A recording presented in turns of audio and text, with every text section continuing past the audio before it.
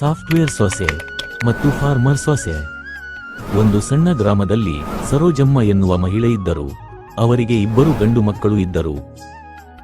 ಸರೋಜಮ್ಮ ದೊಡ್ಡ ಮಗನಾದ ಮೋಹನ್ಗೆ ವ್ಯವಸಾಯ ಕುಟುಂಬದಿಂದ ಮಂಜುಳಾ ಎನ್ನುವ ಹುಡುಗಿಯನ್ನು ಮದುವೆ ಮಾಡಿಸಿದರು.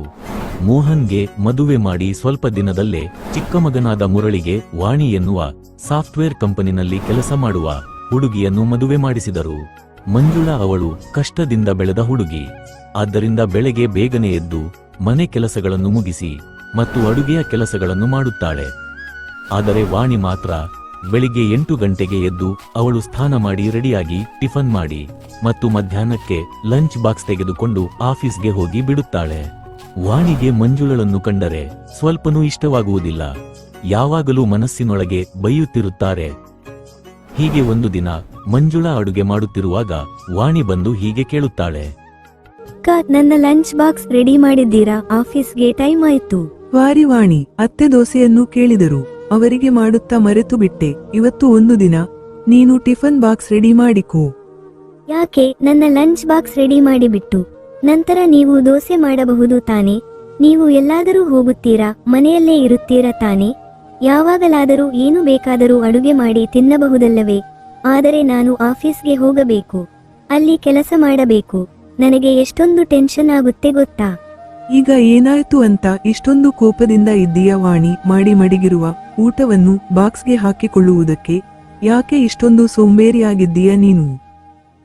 ಏನು ಹೇಳಿದೆ? ನಾನು ಸೋಂಬೇರಿಯ? ದಿನಾಲೂ ಆಫೀಸ್ಗೆ ಹೋಗಿ ಕೆಲಸ ಮಾಡಿದರೆ ಗೊತ್ತಾಗುತ್ತದೆ ಯಾರು ಸೋಂಬೇರಿ ಅಂತ. ಮೊದಲು ನಿನಗೆ ವಿದ್ಯಾಭ್ಯಾಸ ಇದೆಯಾ? ಇದ್ದರೆ ತಾನೇ ನೀವು ಅದರ ಬಗ್ಗೆ ಎಲ್ಲ ಗೊತ್ತಾಗುತ್ತದೆ. ನನಗೆ ಲಂಚ್ ಬಾಕ್ಸ್ ಬೇಡ, ಏನೂ ಬೇಡ. ನಾನು ಆಫೀಸ್ನಲ್ಲಿ ಏನಾದರೂ ಆರ್ಡರ್ ಮಾಡಿ ತಿನ್ನಿಕೊಳ್ಳುತ್ತೇನೆ ಎಂದು ಹೇಳಿ ವಾಣಿ ಅಲ್ಲಿಂದ ಹೊರಟು ಬಿಟ್ಟರು. ಮಂಜುಳಾ ಏನು ಹೇಳದೆ ಮುಗುಳುನಗೆಯಿಂದ ನಿಂತಿಕೊಂಡಳು. ನಂತರ ವಾಣಿ ಆಫೀಸ್ಗೆ ಹೋಗಿ ಕಂಪ್ಯೂಟರ್ ಮುಂದೆ ಕುಳಿತುಕೊಂಡು ಕೆಲಸ ಮಾಡುತ್ತಿದ್ದಳು. ಇಲ್ಲಿ ಮಂಜುಳಾ ಮನೆಯಲ್ಲಿ ಎಲ್ಲರಿಗೂ ಅಡುಗೆ ಮಾಡಿ ನಂತರ ಮನೆಯ ಹಿಂದೆ ಇರುವ ಅವರ ತೋಟದಲ್ಲಿ ಟೊಮೊಟೊ, ಬದನೆಕಾಯಿ, ತರಕಾರಿಗಳು ಮತ್ತು ಭತ್ತದ ಪೈರ್ಗಳನ್ನು ನಾಟಿ ಮಾಡಿದರು. ಒಬ್ಬಳೇ ತೋಟಕ್ಕೆ ಹೋಗಿ ಭತ್ತದ ಪೈರ್ಗಳಿಗೆ ನೀರು ಬಿಟ್ಟು ಮತ್ತು ಹಾಲು ಕೊಡುವ ಹಸುವಿಗೆ ಹುಲ್ಲು ಕಟ್ ಮಾಡಿ ಹಾಕಿ ಮತ್ತೆ ತರಕಾರಿ ತೋಟಕ್ಕೆ ಬಂದಳು. ಭತ್ತದ ಪೈರುಗಳಿಗೆ ಹುಳ ಬಿದ್ದಿರುವ ತರ ಇದೆ.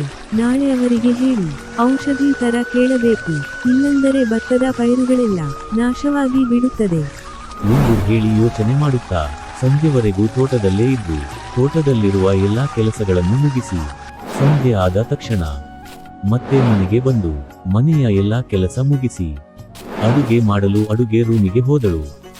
ವಾಣಿ ಆಗ ತಾನೇ ಆಫೀಸಿಂದ ಬಂದು ಸೊರವಾಗಿ ಸೋಫಾದಲ್ಲಿ ಕುಳಿತುಕೊಂಡಳು.